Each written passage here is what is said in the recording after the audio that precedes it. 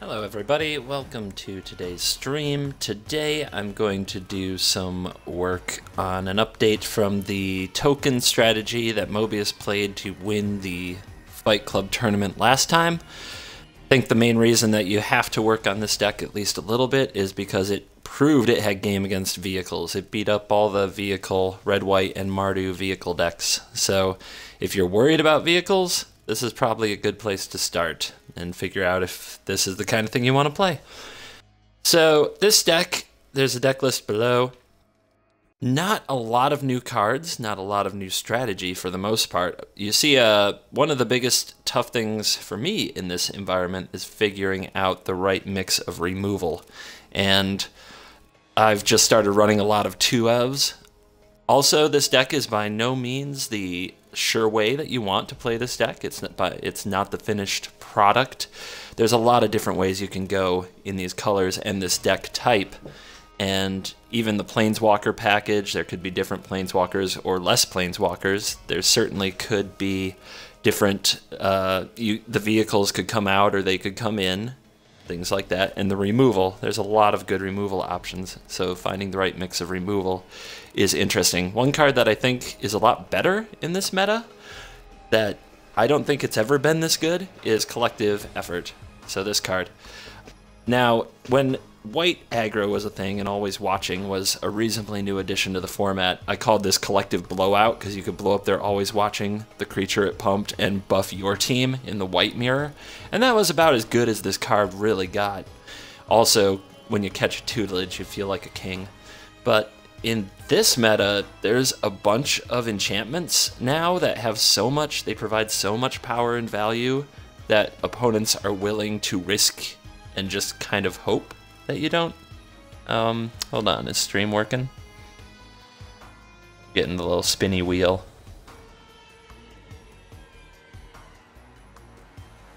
I'm gonna feel bad if I'm recording later because I interrupted my flow, yo.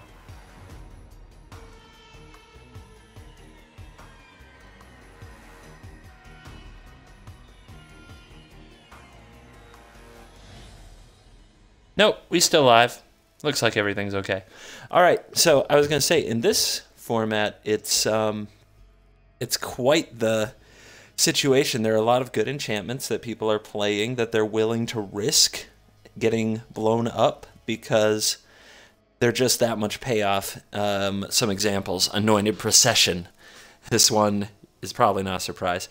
Bounty of Luxa. Maybe you've run into that on the ladder. How about Sandworm Convergence?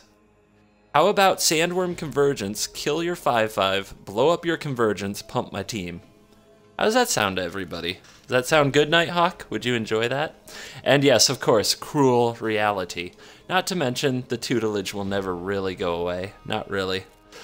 So, Collective Effort is the one thing I'm sure I want to keep in the deck. Obviously, buffing tokens. The cost isn't a big cost when you have Weaponcraft Enthusiast in your deck. Then we just go down the line. Again, not a lot of new cards. In fact, there's only 3. Liliana, Death's Majesty, who I think gets the nod as this is a token deck, although the milling yourself doesn't have huge value. Sometimes you get back Kalitas, Angel of Invention, or Herald, but not that often. And this is occupying the spot that Sky Council was in. And Sky Council, the flagship, the Sky Sovereign, Console flagship, that's what I mean. That card is really good, so I'm not sure that I'm right in putting this in that spot, but it's not easy to crew that card. We have very few cards that can crew a Sky Sovereign on their own, and we have a lot of cards that provide a similar effect, but I'm running anyway Ob Nixilis instead as well, because it's the only way out of a Gisela, is part of my reasoning. So, not running Skyship's weird. I'm not sure if that's right. And then we have Never, which that's just a card. Get you another token, right on theme. Also destroying target creature or planeswalker. So, solid. So, that's in there, and there we go. I'm getting all... words. Mana base, just about the same as what Mobius ran in Fight Club. Also, I haven't shared this list, and Mobius hasn't talked to me about this list. He'd probably have some opinions on it over some of the tougher calls himself. That wouldn't surprise me at all. This certainly is full tryhard mode. This is no Anointed Procession. This is no cat that makes tokens. We'll compare it to that other deck really quick. The curve is high on 3s, as you need to be to make a Sram's Expertise awesome. And yeah, very much a tryhardish deck, but still a very resilient, pretty strong deck. I'm looking forward to seeing how it plays. So compare it to the other tokens deck that I talked about in a video a few days ago. Oops, that's not tokens, that's zombies. I just wasted about 15, possibly 20 seconds of our lives. Multiplied by the number of people who watch this. Forgive me. Forgive me. Forgive me. Where is it? There it is. So this is the other deck that I play. And quite honest, I would be more comfortable registering the one I call Salty Tokens, which I just showed off. But if you love tokens, I mean, this deck is way more up your alley, right? So in this deck, we lean in on so many themes that make tokens. So we have, like, the Embalm makes tokens. So we got the Anointer, the True Heart, the Sacred Cat, so we get all that Embalm value. We have Hidden Stockpile. We can sacrifice them and get them back, make more tokens. We still have Collective Effort. We still have Enthusiast. Then we have Anointed Procession to double down on tokens. We got Kitty Cat to make double tokens, and we got Never Return to make more tokens. So this is a much more hardcore token strategy deck, by far. And if you're in it for the Johnny, I think you run something like this. And if you're in it for the Spikey Spike, you run the other one. Today we're going to do both. And you're going to see a lot more interaction. So what does Anointed Procession do? It doubles your tokens. What does it double? Well, you can have double cat, you can have double zombies, or you can get back something, the cat, to make double cats again if it died. You can get double zombies off your Never return, the return side. You can get double Westvale tokens. I won a game yesterday that was absolutely nuts, where I was making 4 tokens a turn with Westvale Abbey against a control player who just couldn't keep it up. So Mortivore is funny. He says there's a high-rank iOS bro running something almost exactly like that, and unfortunately folds to your mono black. Yeah. Unfortunately, your mono black folds to it, I think is what you mean, Mortivore, because that was me. You played me, and I played this deck. That was last night. I think you have a selective memory, my friend. Anyway, yeah, name on iOS right now. Something got goofed up with my Game Center thing when I switched phones. But yeah, this one, you can make double tokens off your Trinketer, you get double off Enthusiast, you get double off the stockpile every turn. When you embalm your Embalm guys, you get double Embalm. Yep. So, there we go.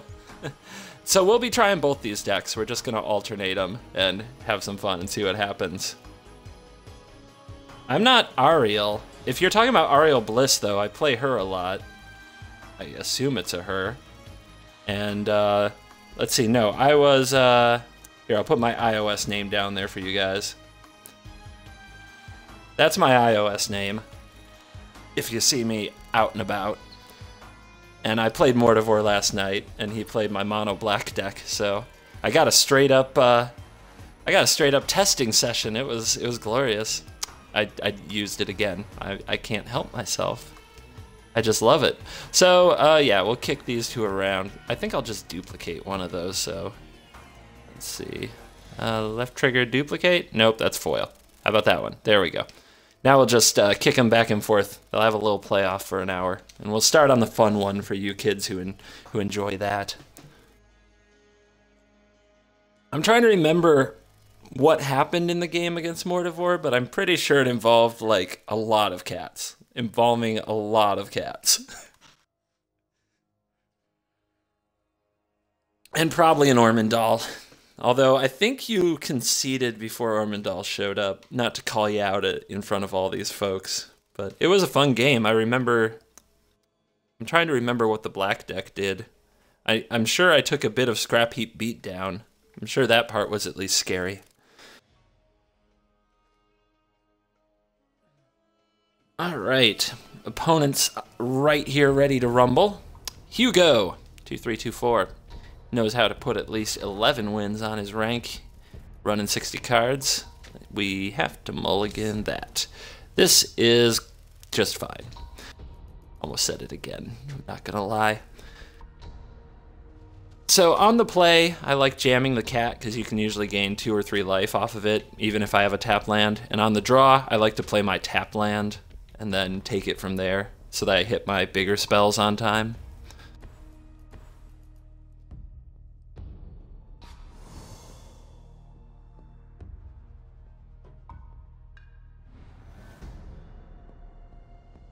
Tribesman asks, what are the chances? On iOS, there's obviously not a lot of players that climb the ladder quickly, and maybe it's also regional, because you end up playing the same players a lot. You end up playing the same players. If you're both online, you might play the same player 3 out of 4 times. It's not that uncommon, for me anyway.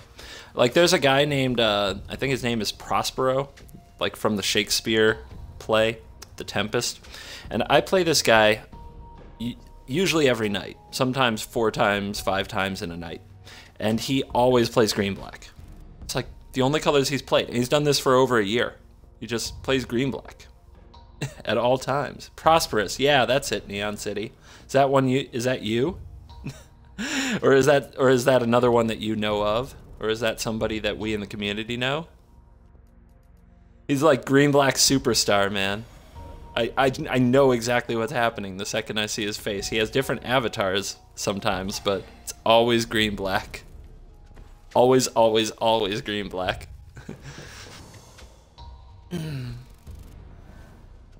Alright, we'll bring the pain. But it's nice to see we got plenty of iOS tryhards in here. Oh, Shaolin asked whether you can cross your collection. No, I have no trick up my sleeve for that. Nope, I have both. I have the full collection on both, and I just have to sit down and transfer the info. Well, we don't have any servos or thopters, but we can curve right into this trinketer, pumping out more thopters, so I guess that's what we go for. Don't ever be stingy with your embalm things. If you can trade them, because that's just value when you get them back out of the graveyard. I have more gold on iOS than I have on Xbox. I'm embarrassed to say. I think I have about 60,000 gold on iOS and like 40,000 on Xbox. I don't know, I forget.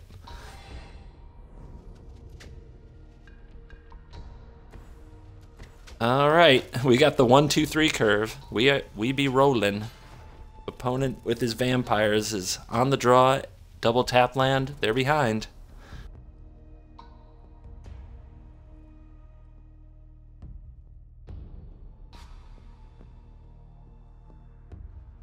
And let's see what's up. Nighthawk would like to announce here on my video and channel that where he is a mod and therefore is totally allowed to make whatever announcements he wants to make, he would like to announce that he has a full collection again. You heard it here first. You heard it here first. Nighthawk has unlocked the game once again. Oh look, an enchantment. I wonder what will happen to that enchantment. If our opponent passes the turn. They must be reading a card. Slow clap for Nighthawk. Thank you, Kreider. Good call. And he would like to... Nighthawk is at full power in all caps, so we know it's for reals. Do I wait for a creature with 4 more power? How greedy am I? I mean, he can't really block any of my stuff. I'm greedy. I'm the greed, baby. Do it. He wants to trade with that cat. I just get it back. It's really great. Nope.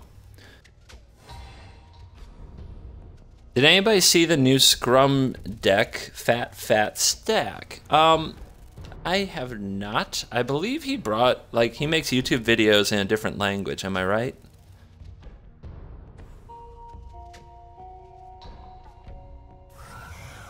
Anyway, I'll wait for the answer on that one. Well, here come the vampires.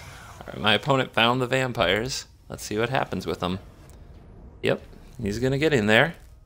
That's Scour. This is Scum. Sokur, and Scum. Okay, two different. Does he have commentary on his videos? I know that there's a good amount of YouTube videos who don't have commentary. I generally don't watch those because I'm embarrassed to say it, but I have to pay too much attention to follow what's going on. Is the problem I run into. Whenever a creature an opponent controls dies? Yep. So again, we could be having an effort, but I think I just want to stall on that for as long. I'm just trying to suck out max value. Maybe I'm being greedy, but it's what it is. Russian, but speaks English very well. And does he talk? Okay, he does have commentary. Maybe I'll have to watch. I haven't watched. Could be my bad. I'm usually totally down to watch anybody who wants to make YouTube stuff. On duels, it's very much my bag. But is his name really just Scum? Because I don't know how to find his channel then, because there's a lot for Scum. Smuggler shows up right away in my videos. Recommended for me. I don't see anything from Scum. If you have a link for me, that would be super, and I can check out his stuff. But you say it's a fat stack? I mean, I don't know. I don't know if I'm looking for fat stacks on this channel, but I'll give it a shot. I will take your word for it. Okay, there we go. I found him. I found him. We're all good. Thanks for being patient. We'll throw a subscribe on there and check out some of that stuff later. A multi-colored 100 cards deck. Okay. Seems a little wild for me. Seems a little bit unspiky, but I will check it out.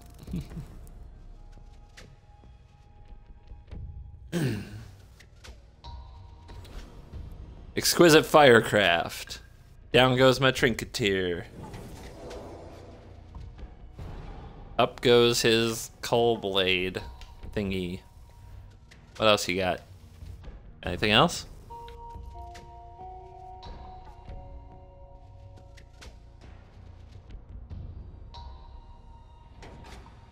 This is one of the more patient vampire players. And yeah. Hold back nothing. Very bold yet patient.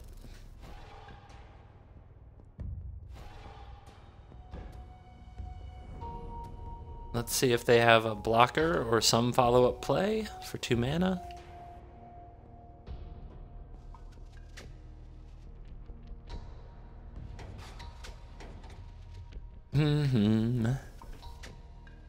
Very, very patient vampire player.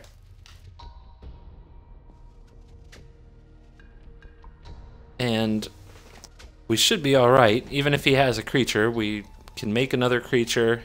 We can run into his creatures with our embalm guys that we're not too worried about, because we just get them back if they die.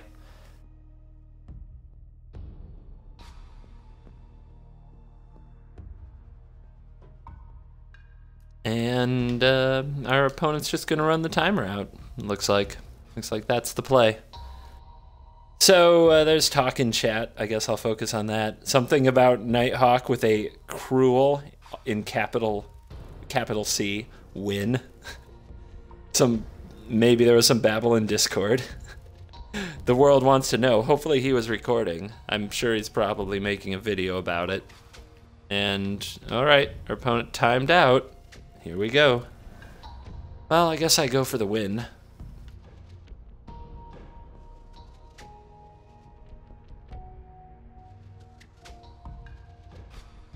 Just thinking.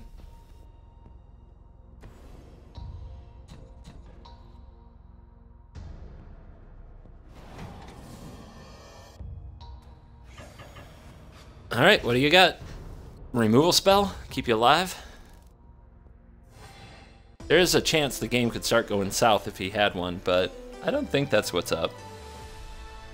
Nighthawk has reported that he curved Cruel Reality into Sandworm and lost.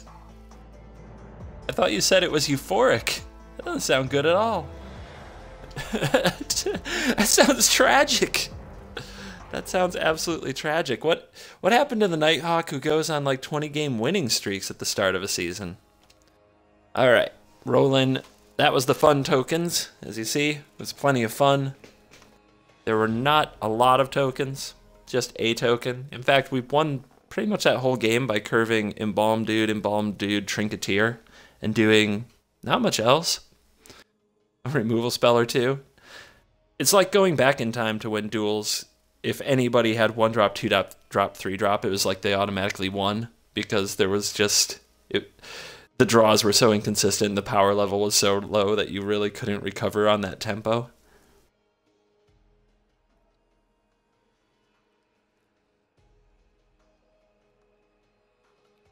I'd say that was probably true through about 2 or 3 of the duels variants, and then the first set with Origins. There really weren't any good 1-drops, so you couldn't quite do that. The thing that tried to go 1-drop, 2-drop, 3-drop back in those days was Renown. This hand's great. This is the Spikey tryhard version, of course, if you can't tell from the Walking Ballista and the Gifted Aetherborn. Having nothing to do with tokens, any of these cards. So it's just saying we're going to have better 2-drops than you will, is the plan. Hit me. Sweet. I start on the Aetherborn though. When that life total gets going, it's a good thing. It's also one of the best cards against vehicles just because they're trying to get you dead. And if they're attacking in the air, Gifted can be coming over and gain life. And if they're attacking with, say, a big Cultivator's Caravan on the ground, Gifted can be staying home and making them get around or through it because of that death touch. Our opponent's going to start taking inventory, and my fog senses are already tingling. I already feel like there's going to be an abnormal amount of moisture in the air in this game. So we got our 2-3 army going. Never like to draw both Aylis, but I think it's so good early that you want 2 in the deck.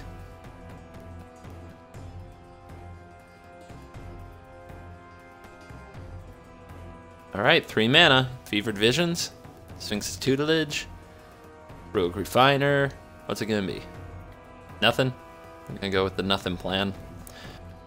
Opponent's on the nothing plan.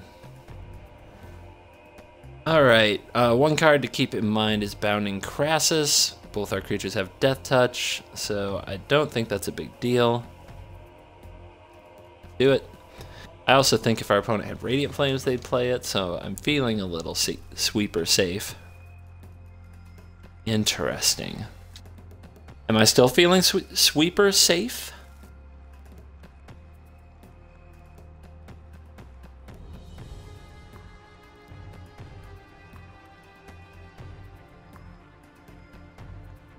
Okay, so I think if I asked the chat, everybody would say if they were facing a turn 2 Aetherborn, turn 3 Ayli, they would Radiant Flames this board. That strongly implies my opponent doesn't have flames. I'm going to go ahead and Expertise, but I'm not going to play anything off it. So, a little down the middle. Tribesman asks if I've ever used the second ability. I'm sure what you mean is on Ayli, and what you mean there is exile target non-land permanent and activate this ability only if you have at least 10 life more than your starting life total. Yeah, I've used it on a number of occasions. I've been there. It was best used in my Abzan deck. So our opponent decided to have a Savage Alliance, a card I'd never... Like, this card, it's not a bad card. It's not a great card, but it is a card I see run from time to time. I don't play around it, but when escalated for 4, you can deal 2 damage to target creature, 1 damage to each creature it controls. So it killed the Ayli, or he killed the Ayli, I should say. Ballista for 2 or Ayli 2.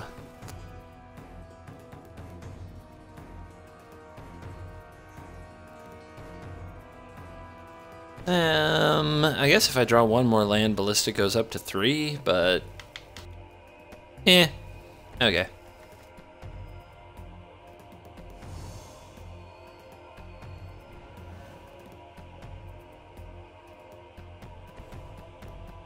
I guess Ballista on 3 is solidly better if he clears the field again.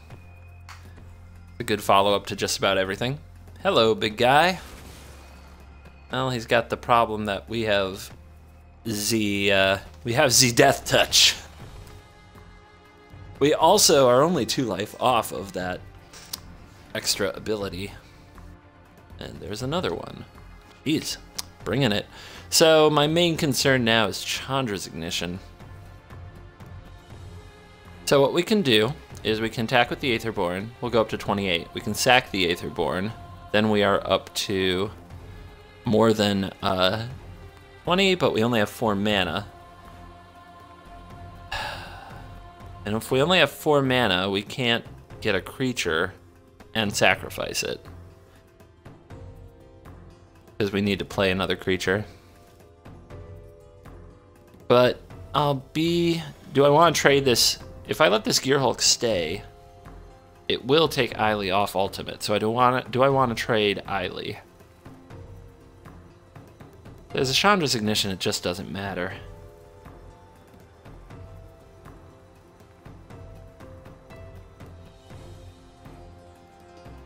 Alright, I'm just gonna do this.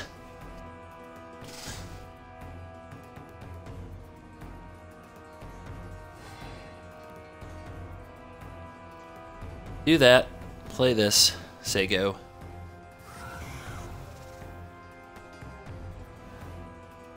Are there decks out there that don't use Walking Ballista as a chat question? Yeah. Well, there you go.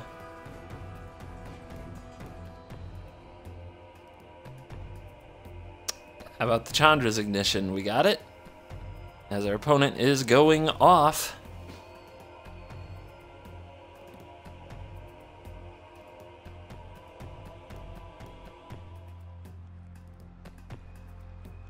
Tribal decks probably don't run Ballista. Doesn't have any tribal stuff. Nighthawk is now on team opponent. Perfect. Going after Ayli, I hope. Yep. Alright. Nothing I can do about that. We are in a pickle. We have to draw a good removal spell.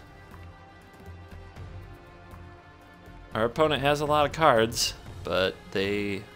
apparently the best they could do was a Hungry Flames.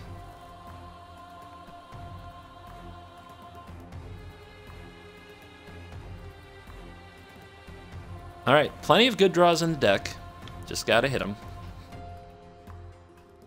Our opponent probably has a handful of big, scary things, as they are making a lot of discard choices.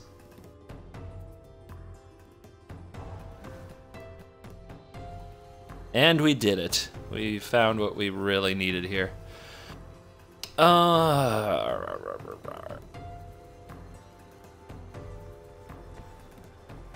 think there's a reasonable chance this will die, but we'll just do our best.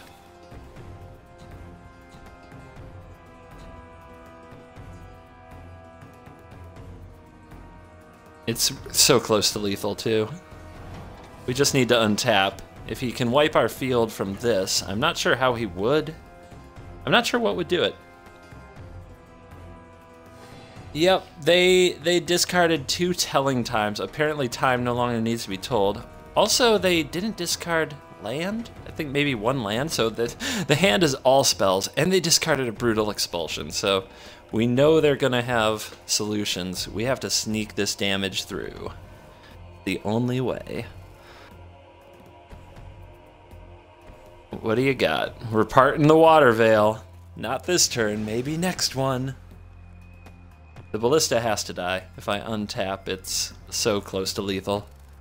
What else can we do? I mean, part the Water Veil alone tells me that not totally set. Well, this game certainly turned interesting, didn't it? Savage Alliance into Verdurous Gearhulk we had the wrong removal spell in our hand, Fatal Push, into the Rishkar's Expertise, Hungry Flames. But we still got him down to 4.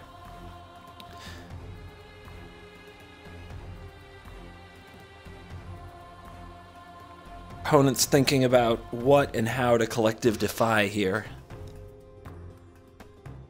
Needs a way to stay alive. They clearly have some value. I don't know if this is like teamer control with some big combo. They clearly value removal and card draw and card selection. The Gear Hulk. Yeah. I'm at 32 life. Alright, we got Gear Hulk for 6. Believe it or not, even at 32 life, I hold my breath. Wow. 2 take inventories and a Baral. Wow, what is going on? Opponent has 1 mana up. What could it be? I guess it really doesn't matter. I just have to go. The only thing I can do.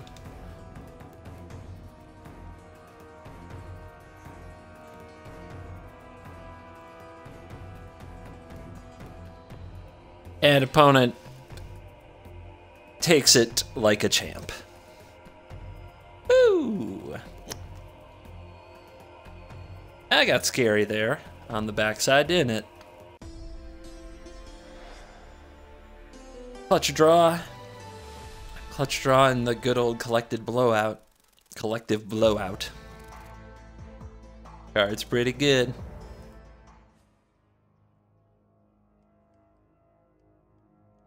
Next up, back to the fun version.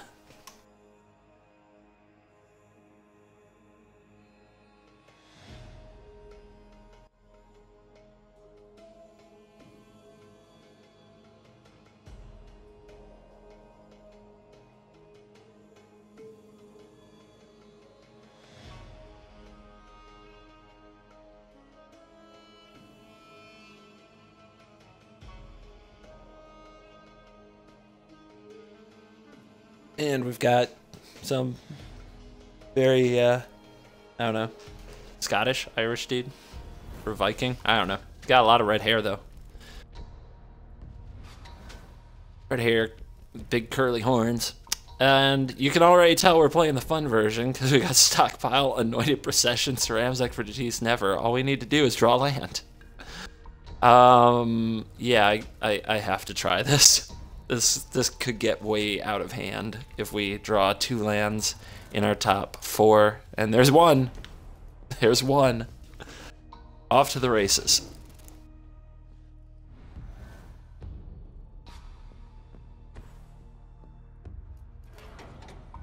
Evolving Wilds, searching for more plains. So our opponent definitely values white mana. Unclear if they have another color. But they definitely value double white, means something like a Gideon could be in the future. Maybe a planar outburst. And boom, let's start stockpiling. If you're given time, if the opponent's not beating you down, and you have time to do things like cast Stockpile and Anointed Procession, yeah, this deck goes crazy. And it looks like it might be a black-white life gain deck, as we have met the Vampire Envoy.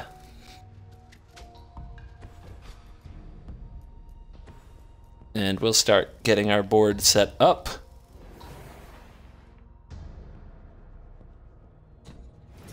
Now, a reason to play Never that turn instead, if we really cared about killing this, would be that you cannot Sram's Expertise into Never, because, and this would be the rules in Paper Magic or Real Magic, it's not a bug.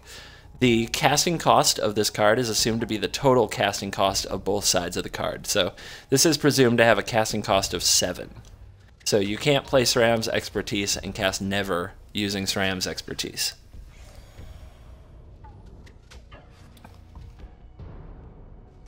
Enigma wants to know if we have any news from Mobius. He hasn't had a chance to play much of the new set, and he's worried about not having much testing done. But like last time, I promised I'd let him know if I had anything that was up his alley, and I encouraged him to just sign up and play something he likes. So I think you'll see him in the tournament. I think so.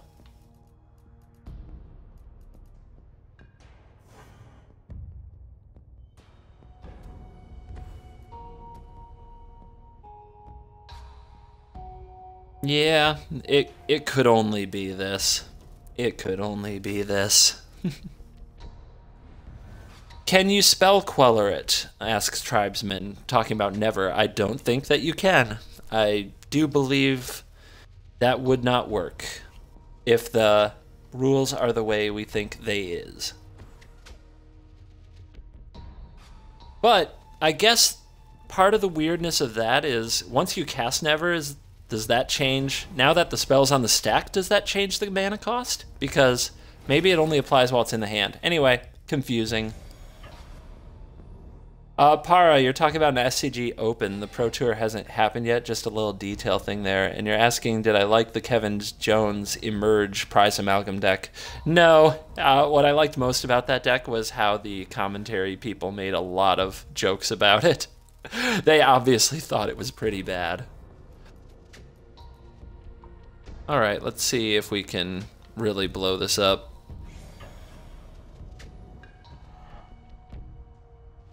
Let's go crazy.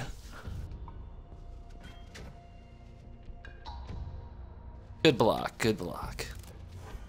Now, when I kill that thing,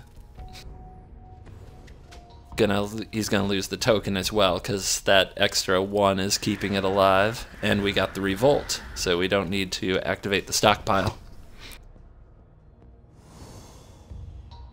Are there any chance that Elves could be competitive with the Kaladesh block? Elves is fine. It's always a little bit competitive. It's never incredible. It's always fine. I mean, I guess it depends what your definition of competitive is. You could rank 40 playing nothing but Elves. I promise that's possible. I could do it. But now that I've said that, somebody's going to ask me to, and no, I won't do it. That would suck the joy out of the game for me. No doubt. All right, opponent, you've got all that flying action. This is what we're going to do next turn. Nobody tell him. Nobody tell him.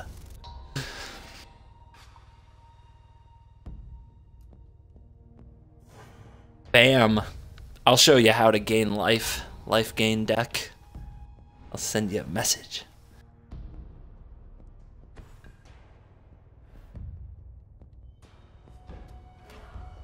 Straight into Ormondal. Curve like butter, yo.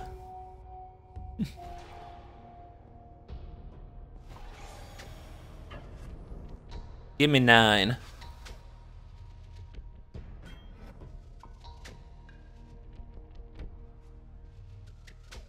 So to follow up on the spell queller discussion, once the spell's on the stack, the casting cost is equal to the side. So you can spell quell the never, and then when the queller dies, you can only cast the never?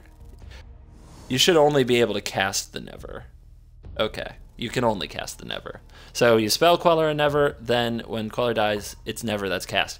If you spell queller the aftermath side, and this is more rules stuff, but if you spell quell the return, then I believe it never comes back. No. Let me phrase that differently. If you spell quell return, it stays exiled even if the queller dies, because when you cast an aftermath spell, it has to stay exiled. If it goes anywhere other than resolving, it's exiled permanently. So if you spell queller return, nothing comes out the other side when queller dies. Should be the way that works. Should be. Just saying, haven't tried it myself. Alright, opponent is casting Necromantic Thirst, bringing it back into this game, and when enchanted creature deals combat damage to a player, you may return target creature card to your hand. So now they have the Angel, and that's their last card in hand, is Angel of Invention. They are at 20, so we have plenty of work to do with Sram, but we got the tools, we got the team, we got the talent. I do want my stockpile to trigger Revolt, so I'm going to send the 1/1.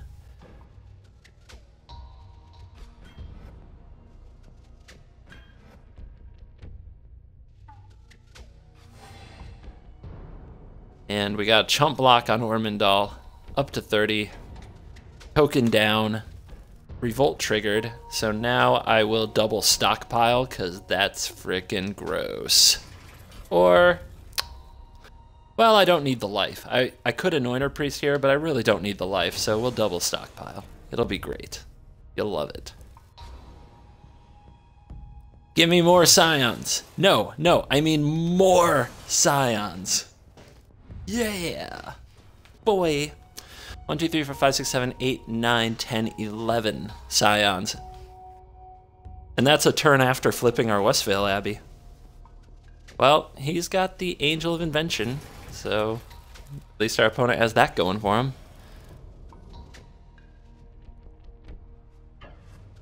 And they're not quitting. They're fighting the fight.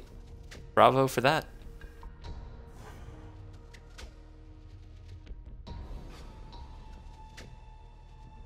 And the Necromantic Thirst will get back an Envoy.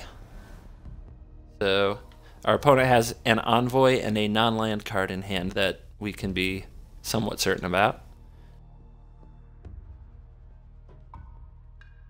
We've got these in the graveyard. What does our opponent have in the graveyard? So if we get them, he's going to block with the Angel, I'm sure, this turn and try to get it back.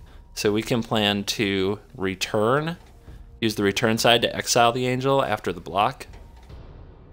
That's pretty good. And we're going to send the whole team because we want that Revolt trigger.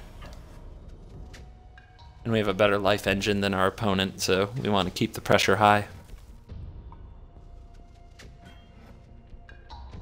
Every time a token dies, 4 more take its place. We're like Hydra, but crazier.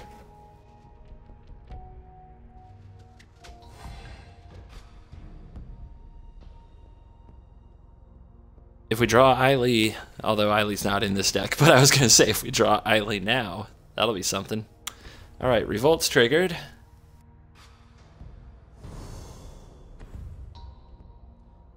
There is a comment that this game could have been so much better than what it currently is. Yeah, but it's a lot better now than it's ever been. They patched some bugs today. This is the second expansion in a row where they've patched bugs rather than just simply waiting 3 months to update it. This is the largest card pool we've had. I'd say there are more decks possible in the meta than there have ever been. The connection issues were a bit of a pain, but they weren't nearly as bad as they've been in the past. I would say this is, you can say that duels could be better, and just like Magic itself, they could all be better. Things could always be better. But I would say this is by far the best duels has ever been. And if anybody disagrees with me, go ahead and tell me. Elion says it was unplayable on Steam. Man, did you watch my stream during the Xbox bug days when the game crashed every time you tried to find, like, almost every connection? You had to cut it off and restart. I mean, I watched the Steam games. I know you guys had to wait for connections, and sometimes it didn't work at all. But man, so it's been worse. I do promise you. I'm not trying to put down your pain, but it's been worse.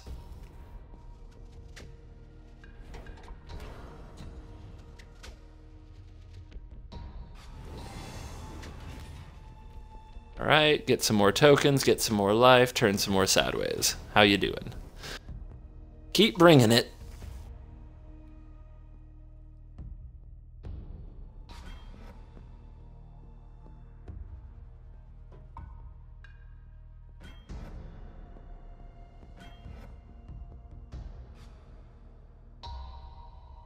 And that's probably good enough. Yeah, that'll do it. That'll do it. Our opponent declined to block Ormondal, and that'll wrap it up.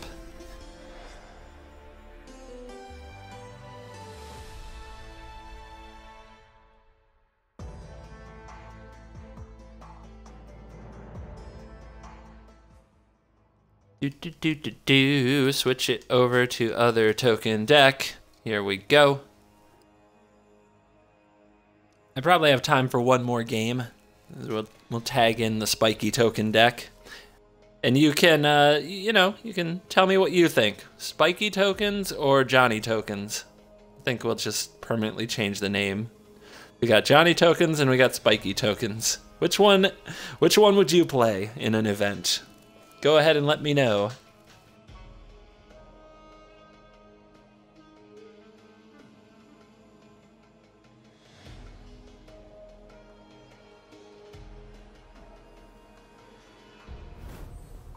I do think both are pretty ridiculous. Pretty ridiculous. Oh, we got a poll. Hit it, Nighthawk. Thank you. Not enough land. Good hand, but not enough land. Yeah, now we're playing black-white control, but sometimes that's what happens. Suntail tokens.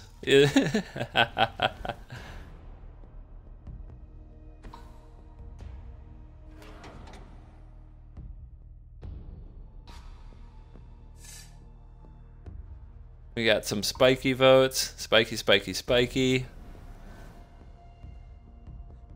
Yeah, that's a fun quick poll, though. That's fun. Teaches me a lot about my audience, too, which I appreciate. I guess, no, it would have... I was going to say leave it up to bluff a Fatal Push Revolt trigger, but my opponent could only cast a 2-cost thing. 5 seconds left. It looks like Nighthawk is getting trounced. He would play the Johnny, but Spikey won 5-1. So we have a very spiky, very spiky audience, which that's kind of that's what I was going for. So I'm really happy about that. I have nothing against new players, but I know that there are people who are better at teaching people the game than I am. I'm much more, yeah, I'm just really freaking focused on making the bestest, mosty, spiky things. We'll just get that servant out of there. We're playing against black-white zombies. That servant can become a major problem. And here comes a Colossus, which can also be a problem. I wish it was one higher, too. Oh, well.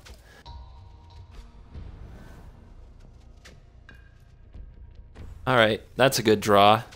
We'll see what happens here. This could get interesting. See if our opponent has a really good follow-up to that Colossus, as we have to give him a window before we can remove it. That's right, Nighthawk says when he plays the Lord we can nail it, so let's see if that's what our opponent has here.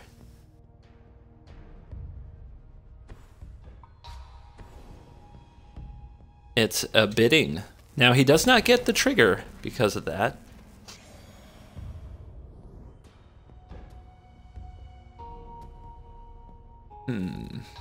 He's thinking.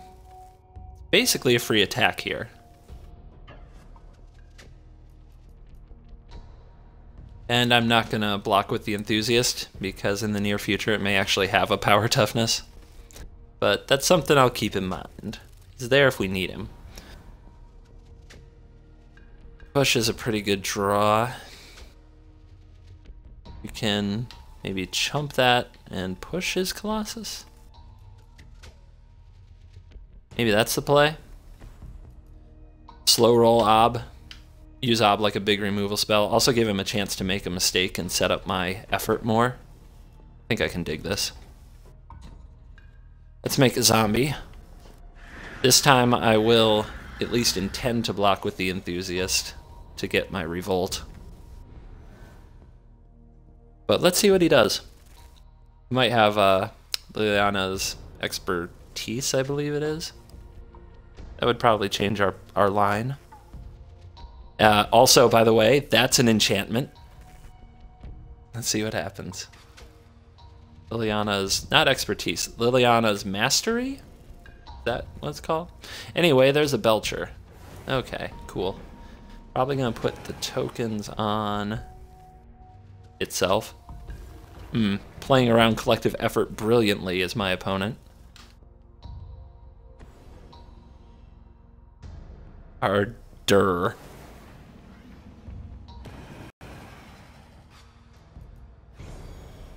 And he's got a board. Alright. Let's block. And do I trade a token? Do I trade a token? Not right now. Because right now he would be able to tag me with the Belcher.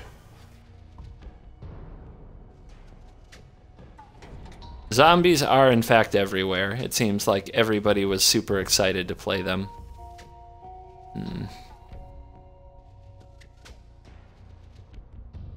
I think it's gotta be you.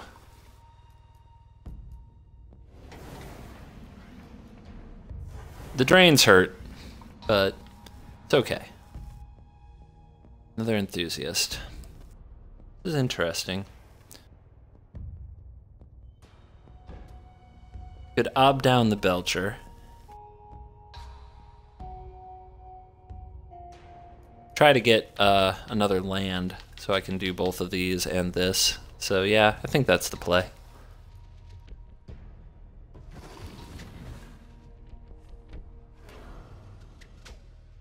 Get that off the field. Make him commit a large attack to get Ob off the field. We can just no block it. It's not the best turn, but we need time. Our hand's pretty mana intensive.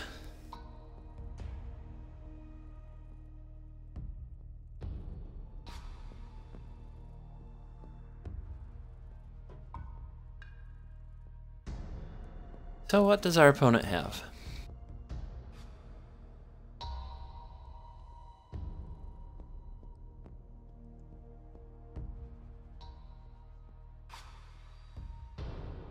What could be coming for us? What could it be?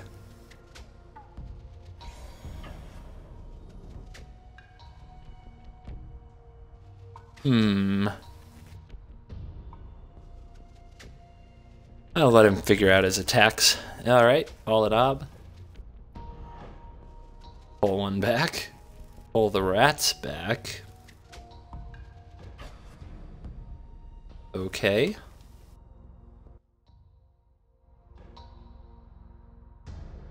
That's fine. So that means they don't have a Lord, or it would have come out pre-combat for sure. So I guess we just have more dorks. And there is a dork. And a land. And not another dork, so I'm guessing their last card's a land. A land or a removal spell they're just afraid to play for some reason. Draws are not making me happy. It might be time to escalate. I think we put it off as long as we can.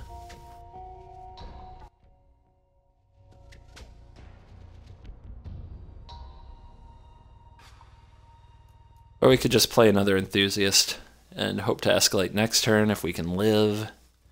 How much would we take? 2, 4, 6, 8, 9, 10. Jesus.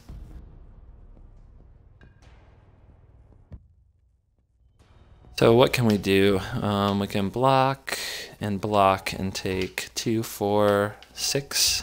You probably want to attack with that too, maybe 7. Then we can effort, pump our tokens, and then we're at parity. Yeah, I think that's the way it's gonna go. All right.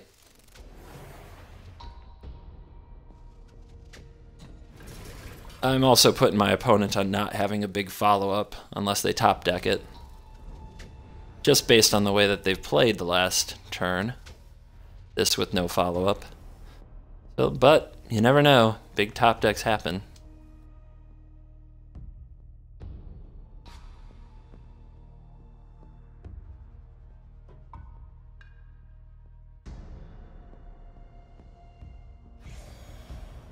All right, what's it gonna be? It's gonna be selective.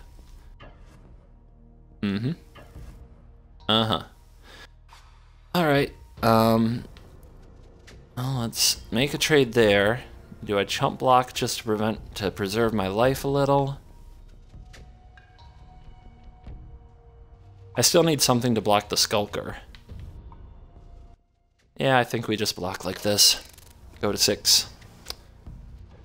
Oketra's name, I can't beat that, so I'm not going to worry. Just, if that happens, it happens. There's what he probably drew this turn. He didn't have it last turn, or he would have played it. Down to 5. Land, hit me, please. Nope. That's fine, though. That's actually pretty darn good.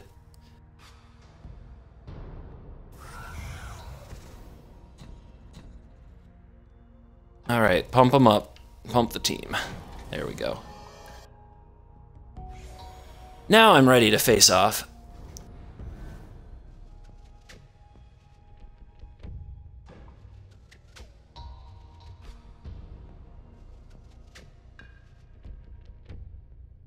See if he has a removal spell for the Aetherborn. That is also what could be the last card in his hand that he doesn't want to play.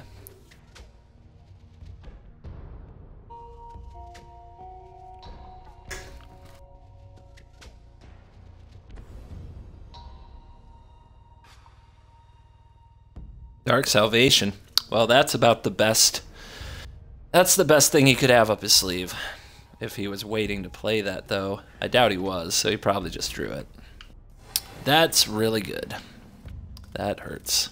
I am not a fan.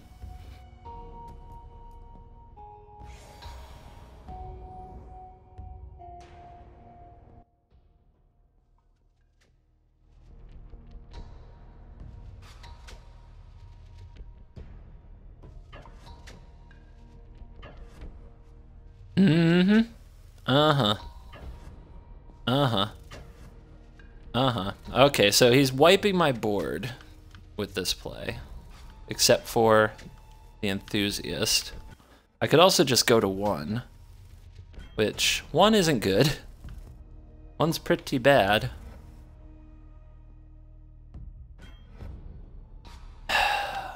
But I will definitely kill the Servant next turn. So this keeps 2 zombies alive against 2 zombies. This is 2 versus 2, so this is the best thing I can do.